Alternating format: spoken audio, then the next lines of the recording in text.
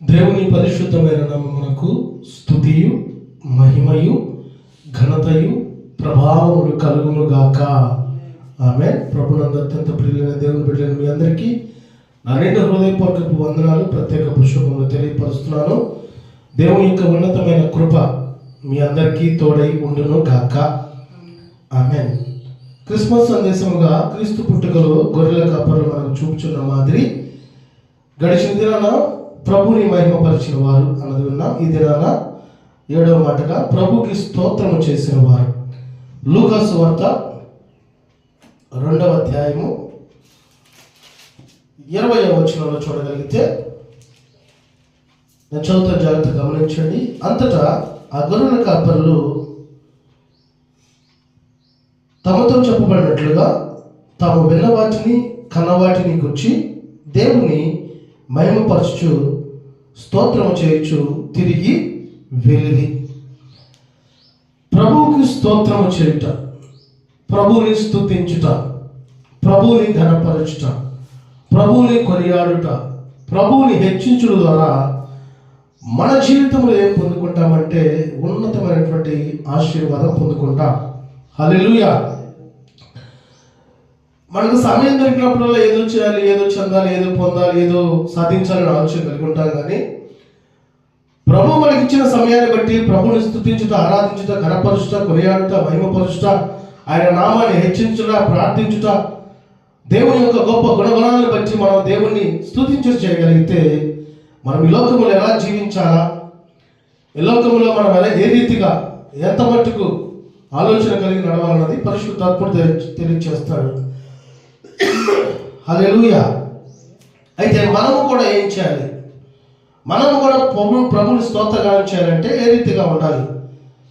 మనం అసలు ఎందుకు ప్రభుని స్తుతించాలంటే ఆయన బిడ్డలమై ఉన్నాం కనుక మనం ప్రభుని స్తుతించాలి. మొదటి మాట, ఆయనకు అధిక స్తోత్రములు చెల్లించాలి. కీర్తనలు సర్వ సృష్టికర్తైన దేవునికి అధిక స్తోత్రములు చెల్లించే ఆ భక్తి మనలో కనపడాలి.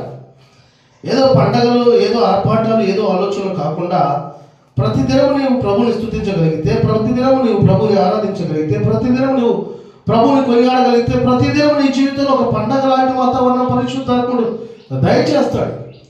ప్రతిదినం నీ కుటుంబంలో సమాధానం ఉంటుంది, ప్రతిదినం నీ కుటుంబంలో ఆనందం ఉంటుంది, ప్రతిదినం నీ కుటుంబం దేవుని కృపచేత నింపబడి ఉంటుంది. కనుక నిత్యము మన నోట ప్రభు స్తుతించడానికి సిద్ధ మనసులై ఉండాలి. కీర్తన 146 కీర్తన 20 చదవగలిగితే, ఇదిగో ఏ జనములకు ఆయన ఇలాగ చేసి ఉండలేదు, ఆయన న్యాయ విధులు వారికి తెలియకే ఉన్నవి, యెహోవాను స్తుతించుడి. హల్లెలూయా.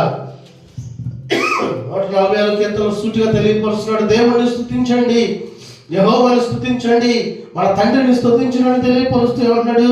ఏ జనములకు ఆయన ఇలాగ చేసి ఉండలేదు. కనుక ఆయన న్యాయ విధులు వారికి తెలియక ఉన్నవని యెహోవాను స్తుతించుడి. 19వ వచనం చూస్తే, ఆయన తన వాక్యము యాకోబునకు తెలియజేసెను, తన కట్టడలను, తన న్యాయ విధులను ఇశ్రాయేలుకు తెలియజేశాడు. తెలియజేసిన తర్వాత ఏ జనములకు ఆయన ఇలాగ చేసి ఉండలేదు, ఆయన న్యాయ విధులు వారికి తెలియకనువని యెహోవాను స్తుతించుడని వాక్యం తెలియపరుస్తుందండి. హల్లెలూయా. ఆయనకు అధిక స్తోత్రము చెల్లించాలి. మన కుటుంబాల్లో అయితేనేమో దేవుని చేత అధికముగా దీవించబడాలని, ఆశీర్వదించబడాలని, దేవుని కృపావరమును పొందుకోవాలని ఆలోచన కలిగి ఉంటాం. కానీ మనం తిరిగి ఎందుకు దేవుణ్ణి స్తుతించలేకపోతున్నాం అన్నది మనల్ని మనం ప్రశ్నించుకునే వారంగా ఉండాలి. అలాంటి గొర్రెల కాపరులు ప్రభుకి స్తోత్రం చేశారు, ప్రభువు ఎదుట సాగిలు పడ్డారు, ప్రభు నామాన్ని మహిమపరిచారు, ప్రభు నామాన్ని కొనియాడారు. కనుక మనము కూడా ఏం చేయాలంటే ఆయనకు అధిక స్తోత్రములు చెల్లించి ఆ భక్తి మనం కలిగి ఉండాలి. ప్రభుని స్తుతించాలి, ఆరాధించాలి, గణపరచాలి, మహిమపరచాలి, కొనియాడగలిగితే మనలో ఉన్నటువంటి ప్రతి విధమైనటువంటి ఇబ్బందులు దేవుడు తొలగిస్తాడండి. హల్లెలూయా. స్తుతి మహిమ ఎల్లప్పుడు దేవునికి ఇచ్చెదము. హల్లెలూయా. స్తుతి మహిమ ఎల్లప్పుడు దేవునికి ఇచ్చెదము. హల్లెలూయా, హల్లెలూయా, హల్లెలూయా, హల్లెలూయా, హల్లెలూయా. హల్లెలూయా స్తుతి మహిమ ఎల్లప్పుడు దేవునికి ఇచ్చెదము. హల్లెలూయా హల్లెలూయా స్తుతి మహిమ ఎప్పుడు వారు దేవుడికి ఎల్లప్పుడు ఇచ్చేవారిగా ఉండాలి. మనం నిత్యము ప్రభువుని స్తుతించి ఆరాధించి కనపరచాలని పరిశుద్ధాత్ముడు ఈ దినమున సూటిగా తెలియపరుస్తున్నాడు. అందుకని 7వ మాటగా ప్రభువుకు స్తోత్రము చేసిన వారు, ప్రభువుని ఆరాధించిన వారు, ప్రభువుని ఘనపరిచిన వారు వారి జీవితంలో పరిశుద్ధ లేఖనంలో మనం చూడగలిగితే ఎవరెవరైతే ప్రభు చిత్త ప్రకారం ఆయన మార్గాల్లో నడిచారో వారి మార్గాల్లో దేవుడు తోడుగా ఉన్నాడండి. ఎవరైతే ప్రభువు మీద ఆధారపడి వారి జీవితాలు ముందుకు కొనసాగించారో వారి పక్షాన గొప్ప కార్యాలు దేవుడు చేశాడు. ఎవరైతే ప్రభువుని తన సొంత రక్షకుడిగా అంగీకరించి నమ్మి బాప్తిసం పొంది దేవుని కృపలో, దేవుని దయలో, దేవుని ప్రేమలో నిలిచి ఉన్నారో వారి పక్షాన కూడా దేవుడు అద్భుతమైన కార్యాలు చేస్తూ ఉన్నారండి. కనుక ఈ సందర్భాన్ని బట్టి ఆయనకు అధిక స్తోత్రము చెల్లించేటువంటి భక్తి మనం కలిగి ఉండాలి. ఆయనకు అధిక స్తోత్రము చెల్లించేటువంటి ఆ మనసు మనం కలిగి ఉండగలిగితే ఆనాడు గొర్రెల కాపులు ఎలాగైతే ప్రభుని స్తుతించి సాగిలపడ్డారో ఆ రీతిగా మనము కూడా ఈ లోకంలో ప్రభుని స్తుతించేటువంటి ఆ అనుభవం మనం కలిగి ఉంటాం. ప్రభుని స్తుతించడం ద్వారా, ప్రభుని ఆరాధించడం ద్వారా, ప్రభుని మహిమపరచడం ద్వారా యేసుక్రీస్తు ప్రభు వారి యొక్క పుట్టుక యొక్క గుణగణాలు, ఆయన మన కొరకు చేసిన త్యాగము, ఆయన మన కొరకు కాచిన రక్తము, ఆయన మన కొరకు చేసుకున్నటువంటి ఆ నిబంధన దేవుడు మన పక్షాన స్థిరపరుస్తాడు. హల్లెలూయా. కనుక ప్రభుని స్తుతించాలా వద్దా? స్తుతించాలి. ఆయన నామము ఘనమైనది కనుక, ఆయన అత్యున్నత సింహాసనం మీద ఆసీనుడై ఉన్నాడు కనుక, ఎవరు సమీపించని తేజస్సులో దేవుడు నివసించున్నాడు కనుక ఆయన నామాన్ని నువ్వు ఘనపరచగలిగితే నీకు తెలియకుండానే నిన్ను నా దేవుడు ఘనపరచును గాక. హల్లెలూయా. మనం చూస్తూ ఉంటే కొంతమంది బీదలుగా ఉన్నవారు కొన్ని దినాలైనాక గొప్పవారు అయిపోతూ ఉంటారు. కొంతమంది గొప్పగా ఉన్నవారు కొన్ని దినాలైనాక బీదలుగా అయిపోయే పరిస్థితి కలిగి ఉంటుంది. అంటే వారి స్థితిగతులు మనకి అవసరం లేదు, కానీ ప్రభువుని కనుక మనం ఆశ్రయించి, ప్రభువుని కనుక మనం ఆధారపడి, ప్రభువు మీద మన యొక్క గొప్ప ఆలోచన తలపులు కలిగి నడవగలిగితే, ఆయన స్తుతించగలిగితే, ఏ రీతిగా ఆయనకు అధిక స్తోత్రము చెల్లించేటువంటి జీవితం మనం కలిగి ఉంటే మన పక్షాన అన్ని మేలులే దేవుడు జరిగించును గాక. హల్లెలూయా. 2వ మాట, ప్రభు యొక్క అద్భుతాలు అన్నిటికీ స్తోత్రం చెల్లించాలి. దేవుడు ఏదైతే మన జీవితంలో అద్భుతం చేశాడో, ఏదైతే మన జీవితంలో సాక్షిగా చేశాడు, ఏదైతే మన జీవితంలో గొప్ప కార్యాలు చేశారో వాటన్నిటికీ అధిక స్తోత్రం ప్రభువుకు చెల్లించాలి. చూద్దాం లూకాసు వార్త 19వ అధ్యాయము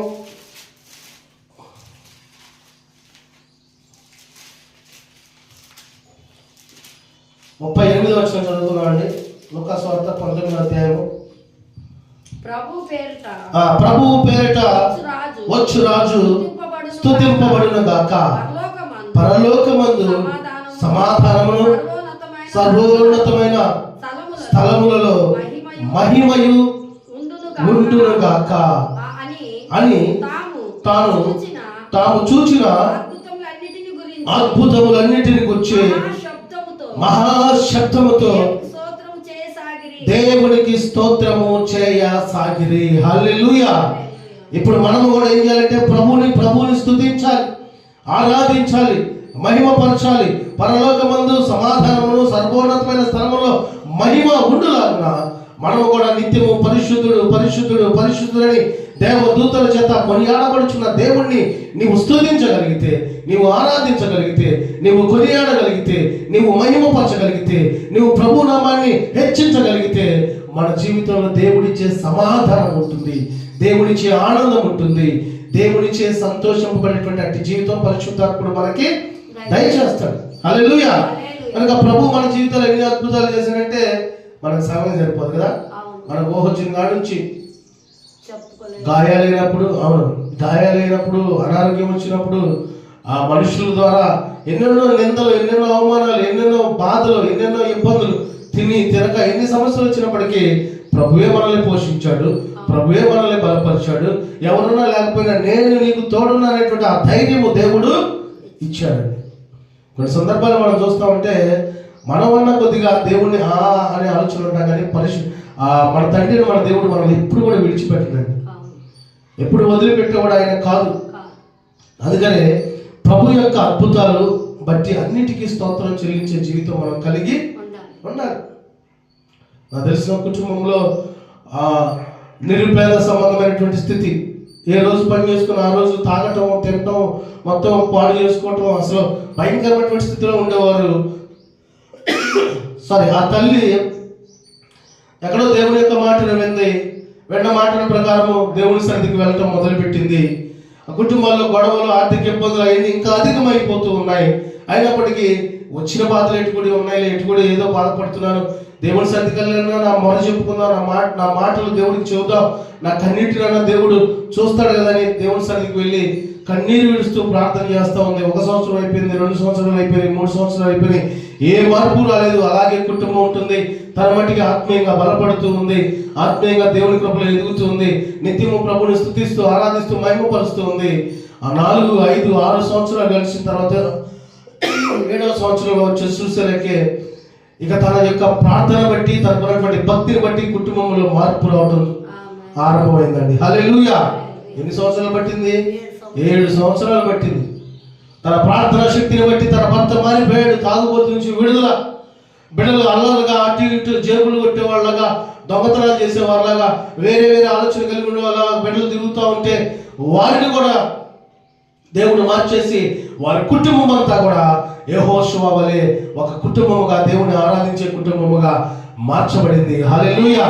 ఆ కుటుంబము ప్రభువును ఆరాధిస్తూ కొనియాడుతూ మహిమపరుస్తున్న సందర్భంలో చక్కగా వారికి ఉన్నటువంటి పనులు చేసుకుంటూ సొంత గృహాన్ని నిర్మించుకున్నారు. సొంతగా వాళ్ళ మీద వాళ్ళు నిలబడ్డారు. ప్రతి విషయంలో కూడా ఆ దైవ సంబంధమైనటువంటి కార్యాలకి సపోర్టుగా ఉంటూ ప్రభువును మహిమపరిచే అట్టి హెచ్చింపు ప్రభువే వారికి దయచేశాడు. దేవునికి స్తోత్రము కలుగును గాక. హల్లెలూయా. ఇదంతా జరగడానికి కారణం ఎవరు? ఆ కుటుంబంలో ఉన్న ఒక తల్లి ప్రభువుని స్తుతించింది, ఆరాధించింది, మహిమపరిచింది. ఆమె విశ్వాసాన్ని దేవుడు చూశాడు, ఆమె కన్నీటిని దేవుడు చూశాడు, ఆమె భక్తిని దేవుడు చూశాడు. ఒక్కసారిగా వారి కుటుంబ పరిస్థితులు దేవుడు మార్చివేసి అద్భుతమైన రీతిగా వారి కుటుంబము ప్రభు పరిచయ కొరకు సాగిలపడేటువంటి పని కొరకు వేగిరపడేటువంటి స్థితి దేవుడు దయచేసాడు. దేవునికి స్తోత్రం కలుగును గాక. హల్లెలూయా. గడిచిన కొద్ది దినాల క్రితం మా ఇంటి దగ్గర ఒక కుర్రోడు పడిపోయి ఉన్నాడు. ఆ కుర్రోడు పక్కనే బండి ఉంది, బైక్. అటుగా వెళ్తున్నటువంటి వారు ఆ ప్రాంతపు బాప్టిస్ట్ పేటలో ఉండే ప్రాంతపు వాళ్ళు వెళ్తూ ఈ బండి ఏందని చూసింది అన్నట్టు ఆగారంట. ఆగంగా ఆ బండి 2 రోజుల క్రితం ఆదివారం పూట కనపడకుండా పోతుంది. ఆ బండి కనపడింది.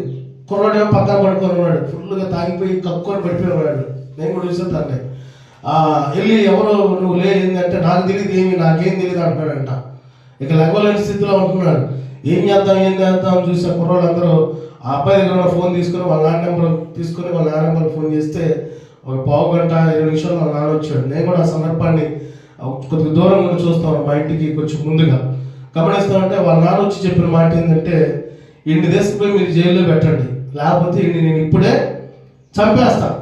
4 రోజులు ఇంట్లో డబ్బులు తీసుకుని పరారైపోయాడు, ఎంతవరకు అంతులేడు పొంతులేడు అంటాడండి. చూడండి అక్కడ ఉన్నటువంటి పరిస్థితి అంటే, కన్న తండ్రి తనని చంపాలనే మాట ఆ ఉద్దేశం తను కలిగి ఉన్నాడు. ఆ పని చేసినప్పటికీ చేయకపోయినప్పుడు అంటే తన యొక్క జీవితము అంత భయంకరమైనటువంటి జీవితం కలిగి ఆ బిడ్డ ఉంటూ ఉన్నాడండి. ఈనాడు కుటుంబాల్లో సమస్యలు, బాధలు, ఇబ్బందులు, చింతలు, అవమానాలు, ఉపద్రవాలు ఉండడానికి కారణం ఏంటంటే మనం హృదయపూర్వకంగా ప్రభువుని స్తుతించట్లేదు, ప్రార్థించట్లేదు, కొనియాడట్లేదు, ఆరాధించట్లేదు. కనుకనే అపవాది అనేక రకాలుగా మన కుటుంబం మీద దాడి చేస్తూ ఉన్నాడండి. ఏ కుటుంబం అయితే యెహోషువ కుటుంబం వలె ప్రభువును స్తుతిస్తూ ఆరాధిస్తూ మహిమపరుస్తూ ఉంటుందో ఆయన అద్భుత కార్యాలు దేవుడు అక్కడ జరిగిస్తాడు. దేవునికి స్తోత్రం కలుగును గాక. హల్లెలూయా. కనుక ప్రభు యొక్క అద్భుతాలు అన్నిటికీ స్తోత్రము చెల్లించే వారంగా మనం ఉండాలి. ప్రభు పేరిట వచ్చి వాడు స్తుతింపబడను గాక. పరలోకమందు సమాధానము, సర్వోన్నతమైన స్థలములలో మహిమయు ఉండును గాక. దేవుని నిత్యము మహిమపరిచేటువంటి జీవితం మనం కలిగి ఉండాలంటే పరిశుద్ధాత్ముడు మనల్ని పుట్టించాడు.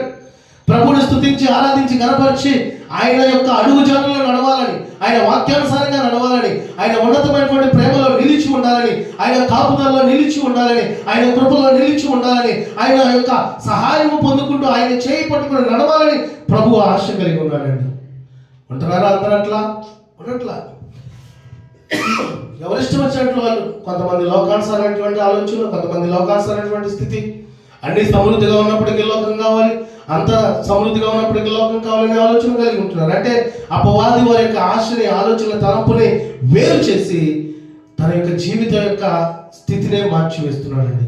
అయితే ప్రియులారా, మనం నిత్యము ప్రభువుని స్తుతించే వారంగా ఉండగలిగితే, ఆయనకి అధిక స్తోత్రము చెల్లించే వారంగా ఉండగలిగితే, దేవుడు అద్భుత రీతిలో మన కుటుంబాన్ని, మన జీవితాన్ని దేవుడు స్థిరపరచబడును గాక.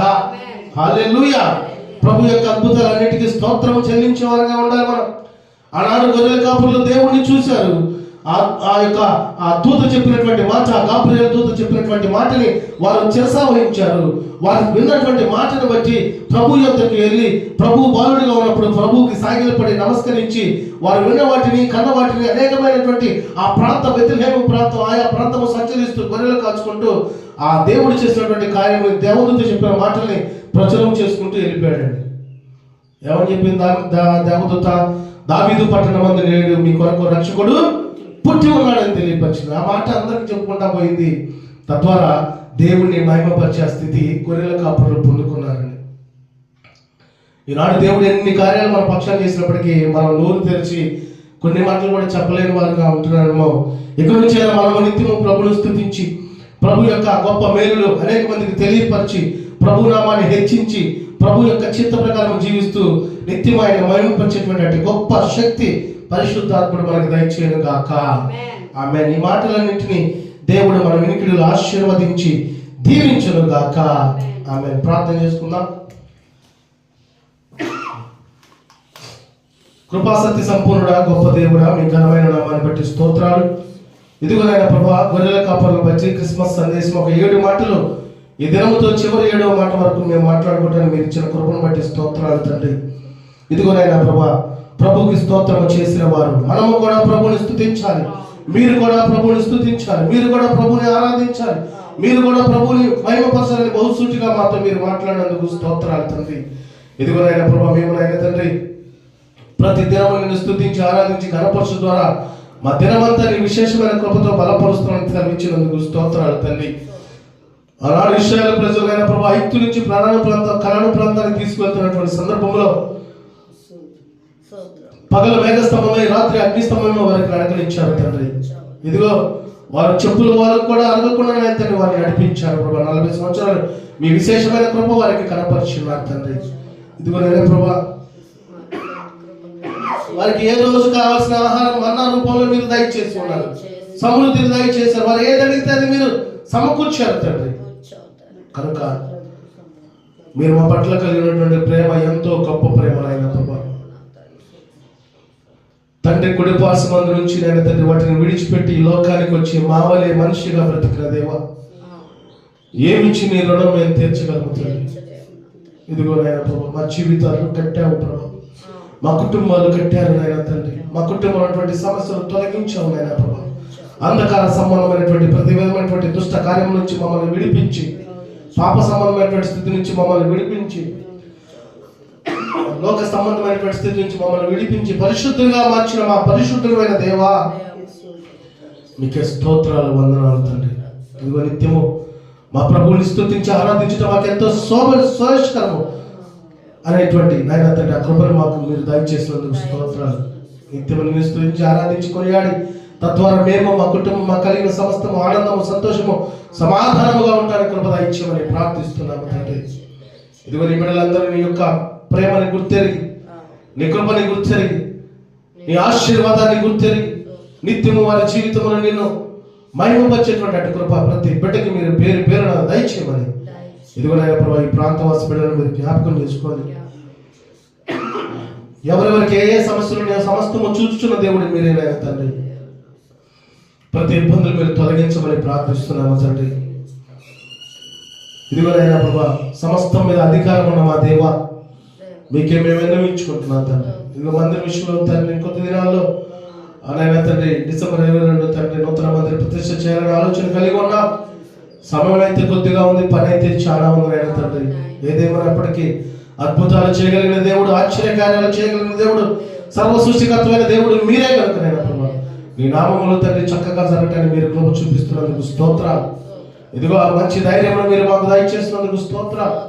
ఇదిగో మందిర ప్రతిష్ఠ విషయంలో ఏ కొదువ, ఏ కొరత, ఏ లేమీ లేకుండా నిత్యము నిన్ను స్తుతించి ఆరాధించి మహింపచ్చే గొప్ప ఆ పరిశుద్ధమైనటువంటి నాయన తండ్రి నూతన మందిర ప్రతిష్ట మీరే జరిగించుదురు గాక. ఏ లేమి ఏ కొరత ఏమీ లేకుండా సమస్తము సమృద్ధిగా నీ మందిర నిర్మాణం నిమిత్తం చేస్తున్నటువంటి ప్రతి కార్యాన్ని బట్టి మీకు స్తోత్రాలు తెలియపరుస్తూ రేపు 22వ తారీఖున తండ్రి సమస్తము తండ్రి సమకూర్చి మీ నామ మహిమాత కొరకు ఆ ఫంక్షన్ అద్భుతముగా మీరు జరిగించుదురు గాక. అదిగో నీ బిడ్డలు తనచ్చినటువంటి చిన్న చిన్న పనులు మీరు సహాయం దయచేసినందుకు స్తోత్రాలు. జయముగా నేను ప్రభు చక్కగా ప్రహరీ కట్టుకుంటూ ఆ స్థలాలు తండ్రి తనకున్నటువంటి స్థలం తను ఏర్పాటు చేసుకుంటుండగా ఉన్న ఆటంకాలు తొలగించండి, మనస్సును మార్చండి ప్రభు. మనుషుల యొక్క మనస్సును మార్చి ఇదిగో నీ కృపలో జ్ఞాపకం చేసుకోమని ప్రార్థిస్తున్నాము తండ్రి. ఈ ప్రాంత బిడ్డలు కూడా మీరు కదిలించండి, సన్నిధిలో నేను స్తుతించి ఆరాధించి గణపరిచే అటు గొప్ప భాగ్యం నీ బిడ్డలకు దయచేయమని ప్రార్థిస్తూ దేవమ్మ గారిని కూడా మీరు దీవించి ఆశీర్వదించండి ప్రభా. అప్పటికి మంచి ఆయుష్ ఆరోగ్యము కృప క్షేమము కాపుదల దయచేయమని ప్రార్థిస్తూ ఈ ప్రార్థనను బట్టి సమస్త మహిమ ఘనత ప్రభావాలు మీకే చెల్లిస్తూ నజరేయుడైన యేసుక్రీస్తు ప్రభువారి శక్తివంతమైన నామమున ప్రార్థించి అడిగి వేడుకొనుచున్నాం మా తండ్రి, ఆమేన్. పరలోక ప్రార్థన. పరలోకమందున్న మా తండ్రి, నీ నామం పరిశుద్ధపరచబడును గాక, నీ రాజ్యం మాకొచ్చును గాక, నీ చిత్తం పరలోకమందు నెరవేర్చబడినట్లు భూమి యందును నెరవేర్చబడును గాక. మాకు కావాల్సిన అనుదిన ఆహారం నేడు మాకు దయచేయము, మా రుణస్తులు మేము క్షమించిన ప్రకారం మా రుణం క్షమించుము, మమ్మల్ని శోధనలోకి తెక దుష్టు నుంచి తప్పించుము. ఎందుకంటే రాజ్యము బలము మహిమ శక్తియు నిరంతరము నీవై ఉన్నావు తండ్రి. ఆమేన్, ఆమేన్, ఆమేన్. ఇప్పుడు మన తండ్రి అయిన దేవుని యొక్క ప్రేమయు కుమారుడైన యేసుక్రీస్తు ప్రభువు యొక్క ఉన్నతమైన కృపయు పరిశుద్ధాత్మ యొక్క సన్నిధి సహవాసమును ఈ ప్రార్థన కూడిన మనకును సకల పరిశుద్ధులకు ఇప్పుడు ఎల్లప్పుడూ సదాకాలము దేవుడు తోడై ఉండి ఆశీర్వదించి దీవించును గాక. ఆమేన్. మన ప్రభువును రక్షకుడైన యేసుక్రీస్తు ప్రభువారి ఉన్నతమైన కృప మీ అందరికీ తోడై ఉండును గాక. ఆమేన్. అందరికీ హృదయపూర్వక వందనాలు.